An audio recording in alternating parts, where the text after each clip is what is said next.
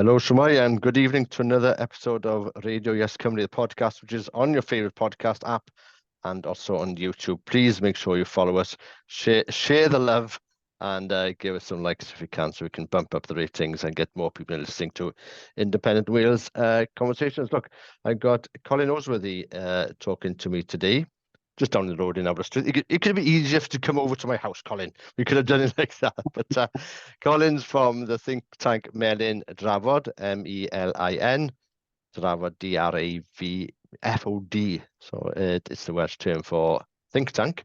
It means discussion mill, maybe. The translation would be, but it's also the name of think tank in favour an independent Wales. So Melin Drafod is pumping out ideas of what kind of Wales could be if we had independence. So, Colin, we're going to talk about the events we've got upcoming for the National Eisteddfod, which is starting in about a week's time, up by Pwllheli, Porthmadog, in the Penllyn and Ifeonydd area. And also there's a new publication you're going to be launching, and maybe a few other sweeteners for the first forthcoming months as well for the rest of this year. So, Colin, just introduce yourself quickly and just tell us quickly what Melin Drafod is. Yeah, I'm Colin. I'm the secretary of Melin Drafod, as it happens, and we're basically the only think tank looking at the questions that arise from independence. We're uncompromisingly or unambiguously on the left of the political spectrum, so trying to put meat on the bones of what independence means. Trying to look a little bit more critically and examine in more detail what a manifesto or a platform would be for independence. So it's trying to get under the cover of what independence means and try and answer the questions a lot of people have in more detail about, how we can afford it, what kind of environmental policies and those kind of things, and what would be the benefits, which in a way, one could argue no other movement is in a position to do, because one has to take it from an ideological perspective, and you have to put your head on the block in a way in answering some of these questions, which not everyone may agree with, but at least they're a starting point for a conversation. And so, yeah, that's our contribution, and we've got a few. We're trying to use our events and the publications to just give platforms for a variety of people to give their perspectives and give people food for thought, but also maybe challenge their thinking. And it's okay to upset people sometimes, Sean, I think. Wow. Okay. Yes, and I think it's fair to say you've done that a few times as well. So I mean, we won't go into details. So I mean, so there's two events going. The National Eisteddfod listeners will probably know about this, but maybe if you're just jumping in from outside Wales, a big cultural event. The Eisteddfod happens. The National Eisteddfod happens every year, first week of August. Usually, it's a bit late this year. This year, there's also an Urdd Eisteddfod, which is for young people. That's it, Whitsun period. There's also an International Eisteddfod, which is Llangollen, which finished a few weeks ago. And then many schools and villages would have their own local Eisteddfod as well. So national is a big thing. It's a big cultural thing. So if you think of music and dance and poetry and the Hay Festival and gigs and some kind of Welsh Woodstock rolled into one, that's basically the Eisteddfod for the Welsh language community or communities. So you're launching a book on the Thursday, on a Thursday. But I'm going to talk first of all. I'm going to ask you about the guest speaker you have. I'm very impressed with this. It's David Wigley, former Plaid Cymru MP and leader and assembly member. Fantastic man. Just done a mountain of work for Wales since the 1960s. Wrote co-authored a economic paper on Welsh self-government back in the 1960s with Phil Williams at the time, and then became an MP. And it'd be interesting to hear his take on the independence discussion. Of course, if you were at the Yes Cymru All Under One Banner rally in Cardiff a year ago, David spoke very well as well. So what's David Wigley going to be talking about, Colin? Yeah, so he's in conversation with Natalie Jones. Natalie's done a lot in the equalities field in Wales over the past few years. So she's going to be asking a few questions, but hopefully giving a unique historical perspective on the national movement and the national cause. There's certainly very few people best placed to give that kind of overview, because you can certainly give the second half of the 20th century a very good go in terms of the history of everything, because we've had at least three periods of serious campaigning for devolution in the second half of the 20th century. So, and he's in a good position to talk about many of those things. So one of the things we'll probably try and tease out is what are the lessons or the lessons not to learn about those campaigns, because obviously they had varying degrees of success, to say the least. And obviously the campaigning for the national movement goes back far further than that, but David is one of the few people who can speak from experience of being the heart of the national movement over many, many decades. So it will certainly be interesting to hear what he says about that. Yeah, and he's got the scars on his back to prove it. So I mean, that would be an interesting conversation, because I think I think it's fair to say is also that David is from a generation, from a time where he was right, to maybe not prioritize independence back in the 1970s, 1980s, until we won devolution in 97. I think that was understandable and possibly the best tactic. I think after that, certainly after 2011, I don't think there's any reason not to be more forthright with it. But I think people maybe from David's generation understandably had seen defeat in 79, which was a horrible period, didn't want to live that through, and thought taking, if you like, baby steps is better than nothing, and it is better than nothing. Sometimes not being heroic is a better path to take. So I'm not against that at all. But maybe it'd be interesting to see if he sees things differently now. We discussed it maybe in the Welsh language pod we recorded earlier, that for 79, 97, even 1950s campaign for the Welsh Parliament, there was quite strong cross-party cooperation, well, between Plaid Cymru and elements of the Labour Party, let's say, and some of the Liberals.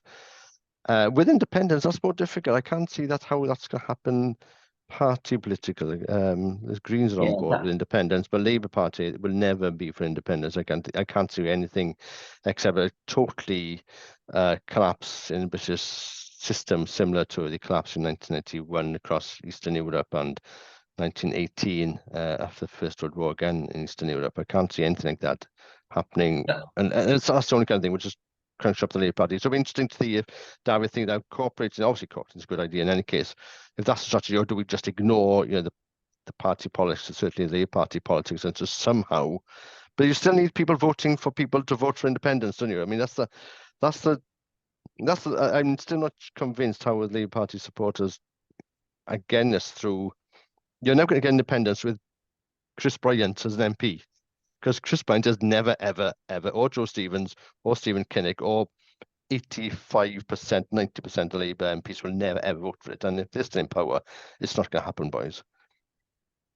It's a very, very interesting question. I could speak about for hours, but I think, the 50s, 70s, and 90s were certainly alliances between the quote unquote progressive parties, weren't they? Yeah. So the question is, in a way, and I suppose one could draw the lesson that is the natural territory. And if you go back further to Cymru Fydd, sorry, I don't know what that is in English.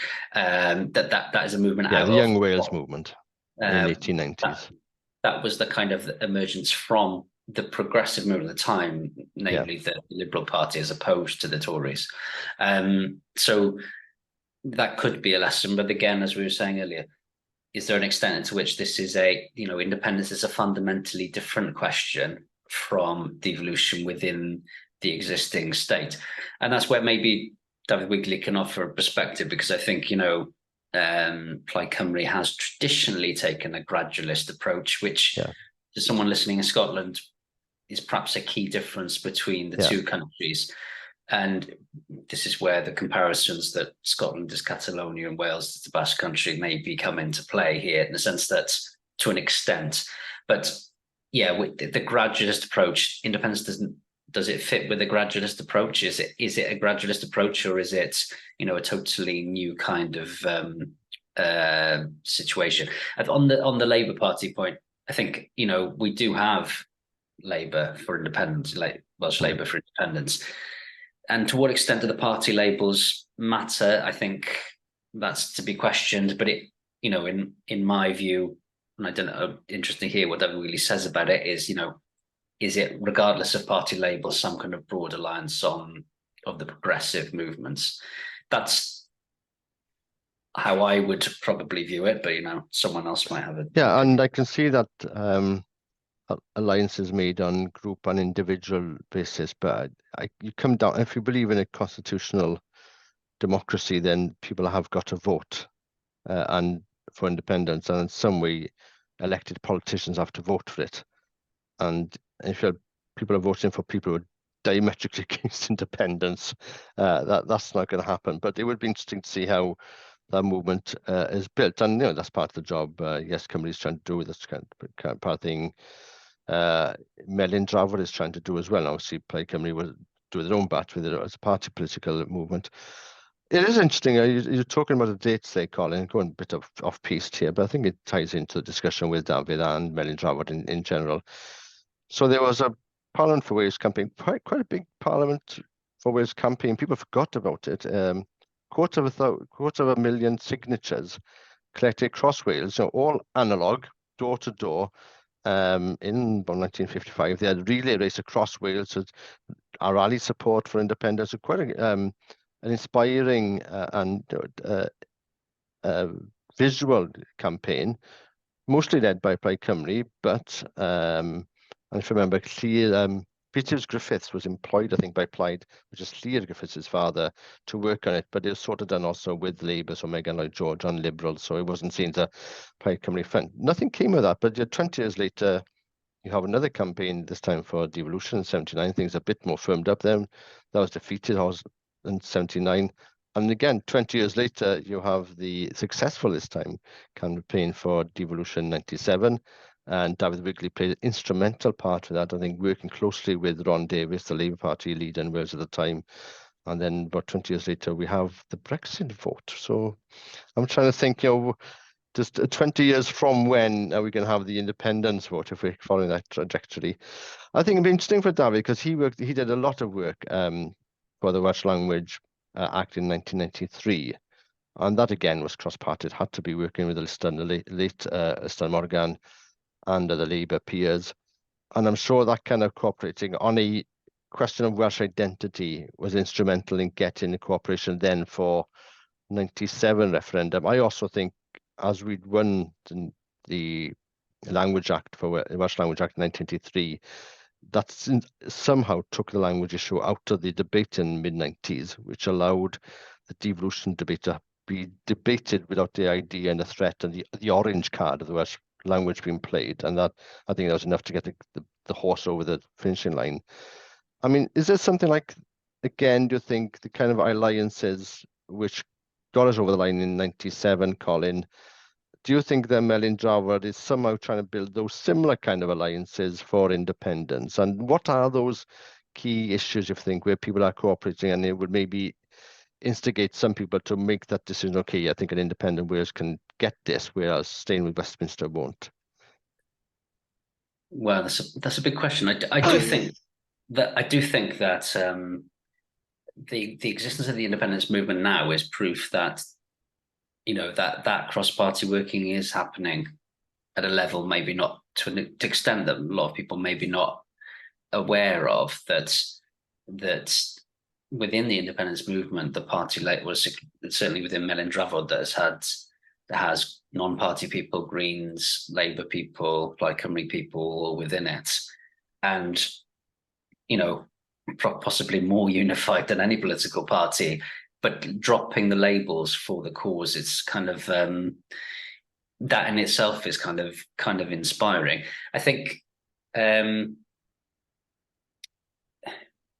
it's interesting to see how play out. I think one thing I often think about is how we may be at a prefigurative stage, that this is like a precursor to where we want to be. I certainly think about Melin Drafod as the kind of organisation we need in independent Wales, in the sense that we're going to be responsible for a massive amount of policy stuff in Wales. Citizens are going to have to more directly be involved in bigger policy questions. So we need to educate ourselves. We need to give voice to people who don't have voices now, and we also need to sort of really discuss in great detail the kind of society we want to co-create. And so this is kind of like, yeah, this could be considered a prefigurative period where we're actually, what we're doing now is what the state will end up looking like. So I think, you know, I was looking at one of the articles earlier in the book. I don't know whether we've spoken about the book. We haven't yet. I was going to ask you about the nice I'll give you a segue. little plug now, maybe. Yeah. No, but a number of the articles talk in those terms. But I think, you know, Becca Brown, one of the authors, puts it well in the sense that she's saying we're in the cradle, the creating happens. I think it's my bad translation, but I think. So what would be, you know, let's maybe cut to the chase. I think your concerns are Wales becomes independent. Well, I think there's two parts, isn't it? I think if I'm talking on your behalf, then Colin, if I understand how you think and Melin would think, there's two parts. I think. What do you think? You believe that the arguments lead that people will see that independence is a vehicle for change, which Westminster is unwilling and unable to be. So that's one part of the Melin Drafod, and I think the broad independence movement. And then the other part is that you don't want to be in a situation where we get independence and one, there's no plan, or two, it's sort of left to having not a plan, which can be basically the most strongest elements in society, people with money, decide what that society looks like. So would that be a fair critique of what Melin Drafod is about and what you're hoping to produce with this book? And we'll go into the book in a minute as well, the booklet rather. I mean, independence is once in a more than a generation, isn't it? It's once, in a several generation chance to reconstruct and redefine what the state is. You know, there are enormous amounts of injustices, not just within the UK state, but within the modern state, full stop, maybe, that one can, you know, can question at that unique opportunity. What we don't want to do is to miss that opportunity. And I think if we don't have this discussion now, if we don't put out these ideas, socialist, these left-wing ideas, these alternative ideas, then we're at risk of, I think one of the risks is that we continue with the status quo, isn't it? In the sense that we live in in a hyper-capitalistic society where there are extreme inequalities in wealth, and we live in a very militaristic society. There are a lot of things now that I hope in 100 years' time, the citizens of independent Wales will look on as antiquated and bizarre that we ever tolerated these things. And so we need to use that opportunity to build that new society. I often think about something that Robin McAlpine said in the summit in January in Abertawe in Swansea, when he said that we need to convince people to take the leap, but also make them feel as they're not going to break their legs in the fall as well. So I think those are the two jobs in a way. I think it's a very useful analogy in the sense that we've got to inspire people to take the jump, but we've also got to reassure them that that jump is a safe thing to do. And I think that is the two aspects of Melin Drafod's work at the moment are producing stuff that will inspire people or make people think of the new possibilities that, you know, if they get engaged, definitely could happen. And then also at the same time producing like the hard policy of what, you know, how we finance stuff, what type of currency, you know, what type of energy system we have, you know, what kind of environmental policy we have. And so those are the two things, the two aspects, I think. But I think this book in a way is kind of like on the inspirational side of things. So Colin's now waving this book in front of us for the people who are not on the YouTube channel. It's a pink book. I thought it was lilac. It's a pink book. If you just run, so it's been launched at 2:30 on the Thursday at Eisteddfod at the Awen Meirion store. So Awen Meirion is a bookshop in Bala, but they got a store in the Eisteddfod. People are welcome to pop over. I think it'd be fairly informal, but you've got a couple of speakers there. We'll get into that now.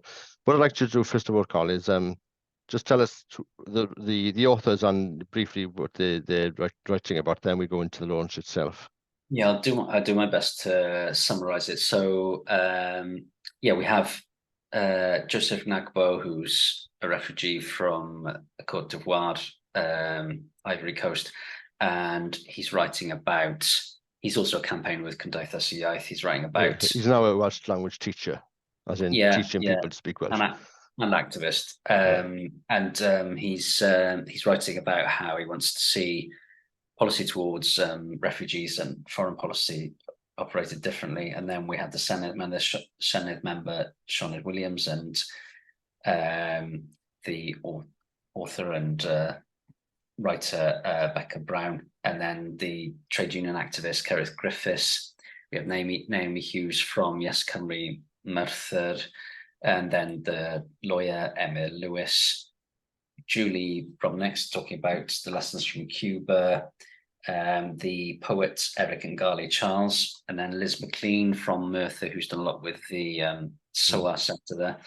Former leader of Plaid Cymru Adam Price, the actress Cara Soleri, the LGBT campaigner Narina historian, apologies, Narina Shopland, the author John Gower, and former editor of Planet John Barney, and our chair Talat Chowdhury, and Nia Edwards-Bay, who's a film expert. Yeah. So like a wide variety of different backgrounds of people writing about what their vision is for independent Wales, and it's good range of authors hopefully there to give people. Do you think there's any sort of theme? I mean, I feel at the moment it's sort of summer 2023. There's some kind of phony war in that people are sort of expecting the Tories to win and lose the next UK general election, which has to happen within about 12 months' time. I don't think it's at the moment there's any great enthusiasm, I think, for what Labour will do with Starmer. I think people will just say it'd be good to have someone different there. I think until they come in, I think everything is sort of on hold, isn't it? I mean, is a book or do the articles try and sort of preempt what's going to happen? Do you think after that, or are they trying to think beyond that kind of timeline, or how do you think? Is this common theme? I think some of it is like challenging the independence movement, because I think some of the articles are trying to say, some of them are saying, look at the possibilities. You know, this is the kind of society we want. There's definitely an element of that. People with their own personal perspectives, and John Gower's writing about creating a national orchard, which is a lovely idea, inspired by kind of a Saunders Lewis writing. But I think there's a lot of it is challenging. It's about us, isn't it? It's about what we do. It's about how we, and so I think there's a lot of it saying, look, what we do now counts more than you realize. And I think some of it is trying to say, look, you know, we have to do better now in order to form the society we want. But yeah, I think it's that there's an interesting range of opinions there, but hopefully something that will at least provoke a little response and give someone some inspiration or some reason to question what they're doing. The next few years will be interesting, because we're in a peculiar situation where there's more discussion than ever about powers for Wales, you know, much more than there was before 1997. I remember being the Eisteddfod in Bala in August 1997, and the referendum was happening in a month's time. There was hardly no buzz about the whole thing. I think, oh Christ, this is going to be tragic. You know, I'm just trying to get people enthused. I remember going to a meeting, I think kind of David spoke there on the field, and you know, there were a couple of people there, well, more than a couple of people, but it was hardly thousands. There was hardly people getting excited about a thing. I remember my father, you know, campaigning for Wales. They organised a cycle route from Machynlleth, Glyndŵr's Parliament to Cardiff in the beginning of September, just to try and get some enthusiasm. Cymdeithas y Iaith had a walking tour, I remember. But there wasn't much going on. And now you've got these big rallies. You've got Melin Drafod organised a summit in January. You've got a new booklet coming out. There's events happening with Undod in Machynlleth in September. But we're going to get less powers than ever. I've never, in 20 years now or more, the Labour Party has never promised so little so far. Maybe that some things would change in the manifesto. So even though more people in the Labour Party, about half of them want independence, according to the latest poll. What has been offered to Wales's powers is even less than was offered, certainly in the 2015 general election, 2019, when certainly 2016. So, I mean, what's going to happen then with a lot of people who have built up an interest in Welsh politics, in Welsh independence, or certainly Welsh self-government, and nothing's been offered? I think this can be interesting what happens then in a few years' time. If that materializes or if people just forget about it, I'm not sure. But I think the debate now has moved on further than just being ready with platitudes. Certainly, maybe the election, I think Labour can get away with it possibly, but after that, I think it's going to be difficult for them. That's my personal take. Yeah, my view, and I think I may have said this before, or Melin Drafod's view is there's this inevitability to Wales's independence. So the exact mechanism, the exact timing, the role of Keir Starmer, I think, is peripheral to what is going to happen. And at the end of the day, if someone puts out a positive agenda of inspirational things that can happen to address injustices, and something that can be so progressive that it's undeniable in its power, I think at the end of the day, people will come to that. But I can't predict in what ways and exactly what timings. But fundamentally, the emergence of a free state will be born by the inspiration of the ideas and the belief that it is possible, and that is within our hands. It's not about an outside factor, and so I think that is kind of like an exciting thing to people to know. Look, it's what you do. It's what you do now. It's about the leaflet you drop, or the person you speak to, or the article you write, or the blog post, or the Twitter. Not so much Twitter, some more, but like the threads you write.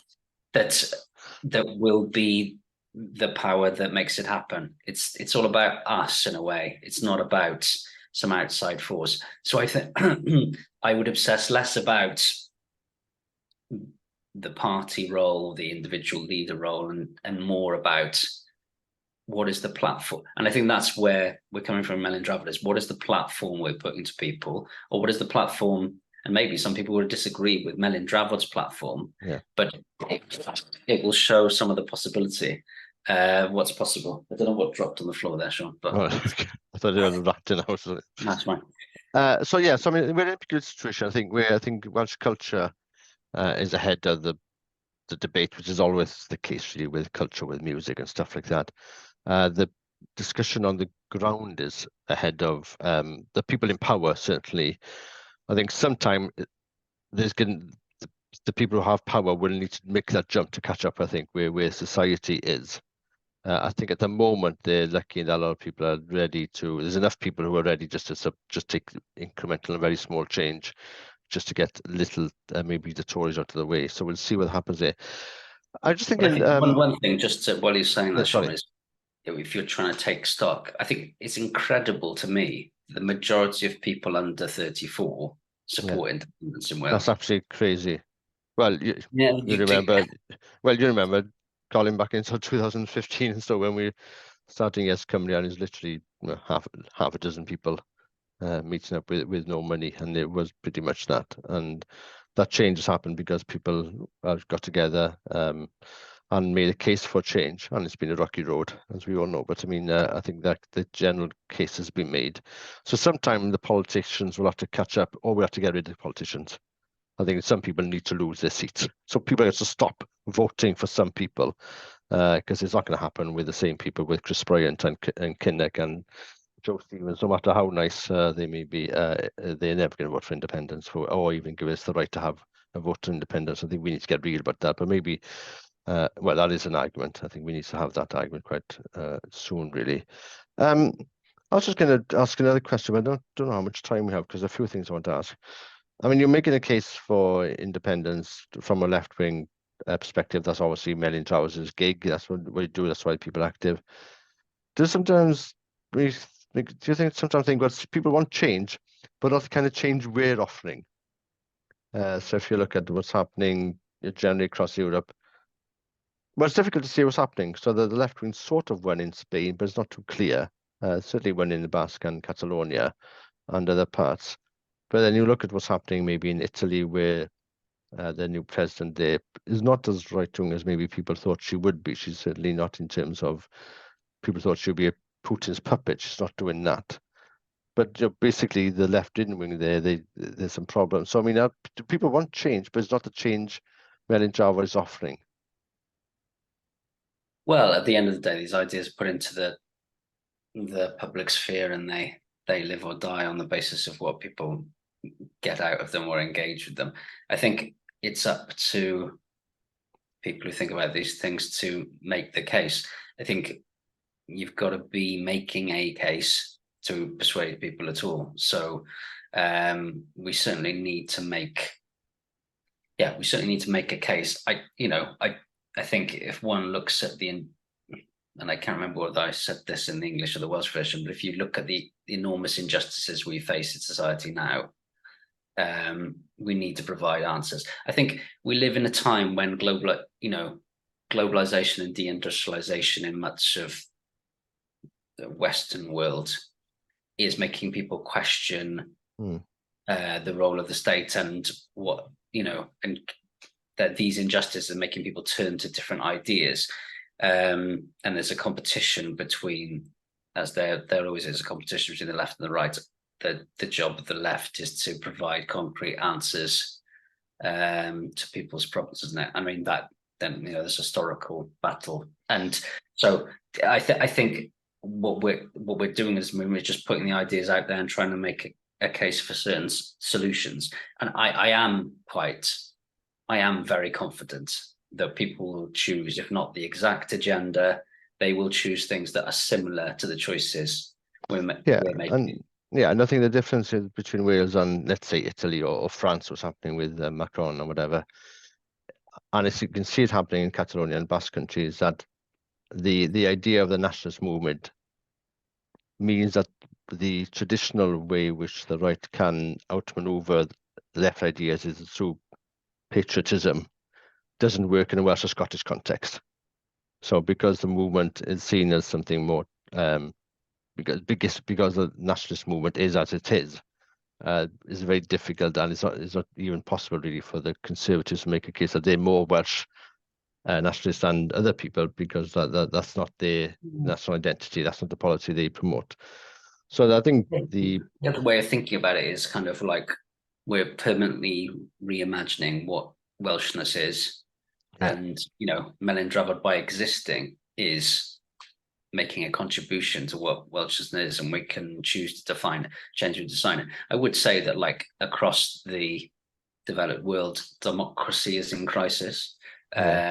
So we in a way are making a contribution to what is a real democracy, which is like people debating ideas in communities and publishing and discussing genuine ideas. And I actually think that genuine free Wales looks like is where loads of people are engaged in loads of conversations about what they want from their society.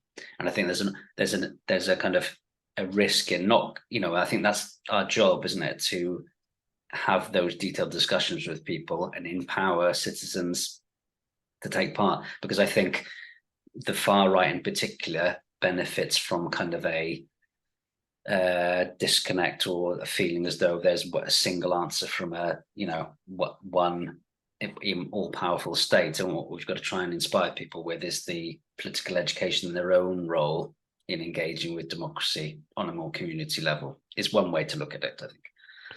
Yeah, there's also discuss this. Unfortunately, we don't have the time. So I'd like you just to mention a couple of things. I know Melin Drafod has got some ideas and plans for the forthcoming 6 or 12 months. So if you just want to say them quickly, then Colin. So I mean, so we are involved in discussions with other groups about an independence tour or independent tour, I think we call it in English, and Annibendaeth in Welsh. And so that's going to be going on summer this year. There's an event that another organisation in Dodd is organising on the 9th of September in Machynlleth, which is the start of that tour. And then, you know, other groups are getting involved in different events throughout the rest of the year. And we're looking at holding, you know, the summit in Abertawe in Swansea was very successful in January. So we're looking at the possibility of doing something similar next January as part of that as well. Yeah, but that's loads going on in just 6 months' time. And then we've also got obviously the big Yes Cymru All Under One banner rally up in Bangor on the 23rd of September, for Saturday. That'd be interesting and a good place as well. So I know a lot of people will be up there. And the other thing that obviously in the background, which people don't see as much, is, you know, we've got our policy group are looking at a series of papers, looking at detailed questions, and hopefully we'll be having we published one in January about finance of Independence Wales, and hopefully there'll be another one coming out in September. So that's the kind of less obvious public stuff that's going on behind the scenes as well. Yeah, so loads of good stuff happening. You're listening to me, Sean Jobbins from Radio Yes Cymru, talking to Colin Nosworthy of Melin Drafod. Give them a follow on Twitter, trendy Instagram, Facebook, and their website, melindrafod.cymru. All the stuff is there, the publications and events carrying on. You've been listening, as I said, to Radio Yes Cymru on podcast or YouTube. Give us a like, share the love, share the material with your friends and family, so we can bump up the discussions about independence, get more people discussing it, more people debating it, and taking the argument onto the street. Diolch yn fawr ti, Colin. Thanks for making the time for us. I'm sure we'll speak again about all the other good things happening with Melin Drafod. But until that time, take care and look after yourself. Diolch.